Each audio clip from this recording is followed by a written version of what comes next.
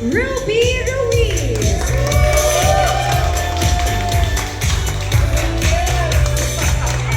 And of course, we won't let you guys go without introducing your characters to everybody here. We've seen the big moment, the dinner moment with the whole family. So let's begin with Maddie. Maddie, who are you in this film? What role are you playing? Can you give us like a brief about your character?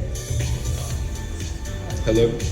So I play the role of Maddie in this film, and he's kind of a troubled guy.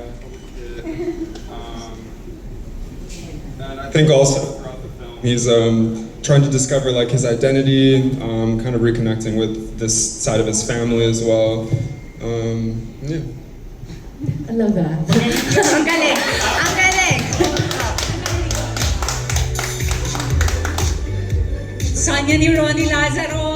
Wow, yes! That's why! That is why. Is this your first acting debut?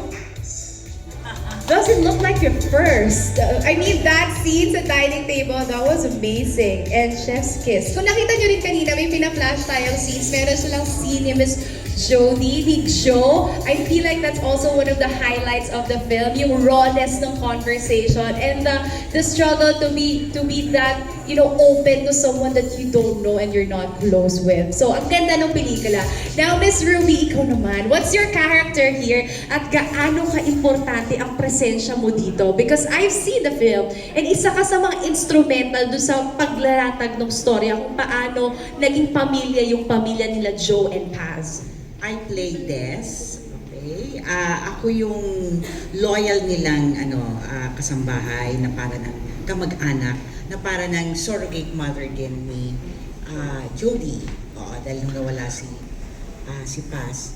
So, akong nakakakilala ng gusto sa pamilya at mahal na mahal ko sila despite all the odds or despite all their imperfections.